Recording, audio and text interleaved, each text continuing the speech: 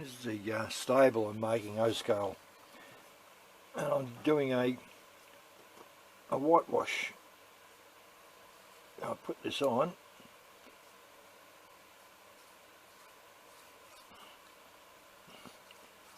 So I'm painting this. I'll put that on there. I'll get a rag and I'll wipe that off. Excess, let that soak in. I'll just finish this bit here and I'll show you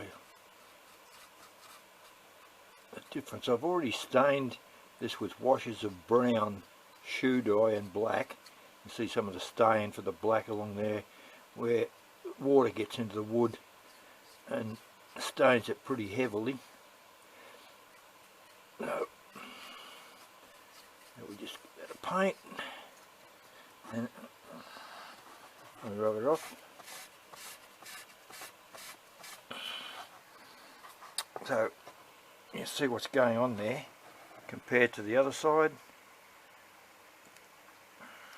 This is the back of the model, but that's just a 50-50. I'm using an off-white acrylic paint and just putting some water with it there, and just using a little brush and just painting them and then wiping it off, and that, so I can keep on putting more on. I'll let that dry before I put any more on that side, and we'll see how we go. Here's an example of where I'm up to there now. I whitewashed the first coat up to that board there, and I haven't touched that at all, this wood up here yet. I've just stained it with the black shoe dye, giving it a rinse, and then here's the one with the shoe dye on it there now. So there's with the white on it there, and I've got to remember to wipe that off, the excess off quickly. Just do a bit then wipe it off. So I've got to stain that up there yet. I've got to put the hanger on there. I'm using all the strip wood I cut up myself from veneer. I'm using veneer and cutting it all up, so every one of these boards is individual, and of course I've got some strip wood there that I'm using there for the rafters.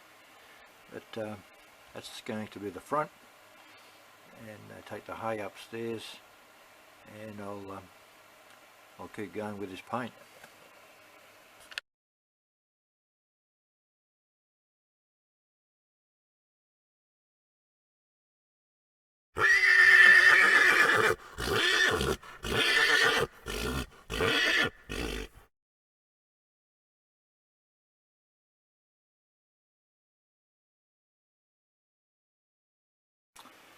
Okay, here's the horse. I'm getting the head to move on it there. There's the same horse at the back, so I've had to bend his head down, and that because I want to get somebody feeding the horse actually, and to get things happening. There's the head moving. Actually, just and to do that, I have a little three-way. So I've got the up, I've got a right angle push, so that's going to fit inside there. Of course I'll cover that and whatever, so that'll be, actually it's going to go that way.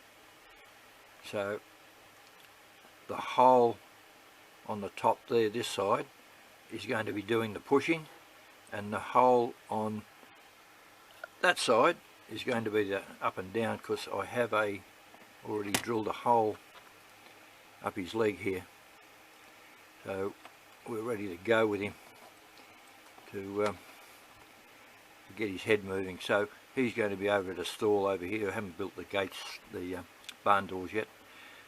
So that's what's going on. That's how I'm doing it. Okay, well, I put the little triangle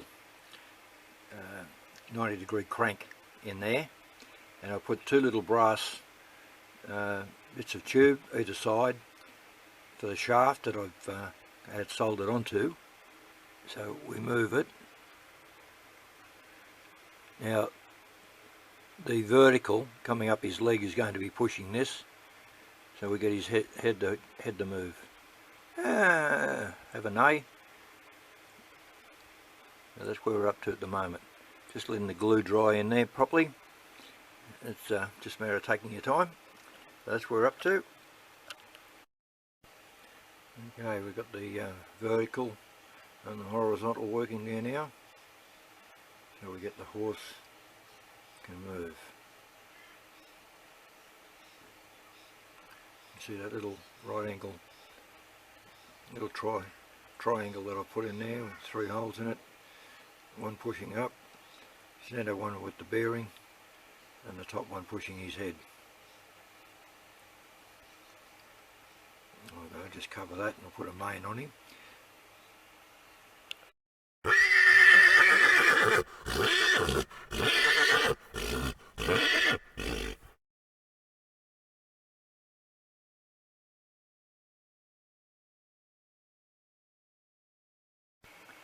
There's the horse.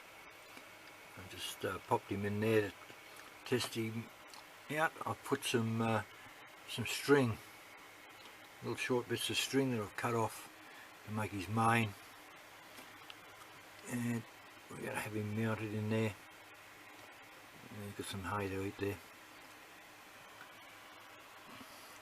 That's where we're up to at the moment. And I've just got to come do all the work underneath there now with his rod coming down so we get his head moving. And we can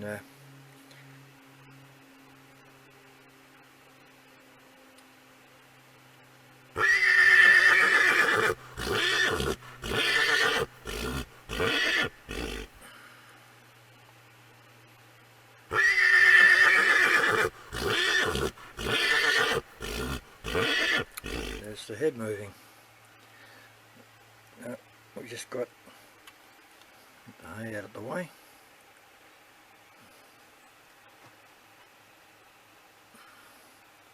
I just got him sitting in there at the moment. Now that's how we're doing things.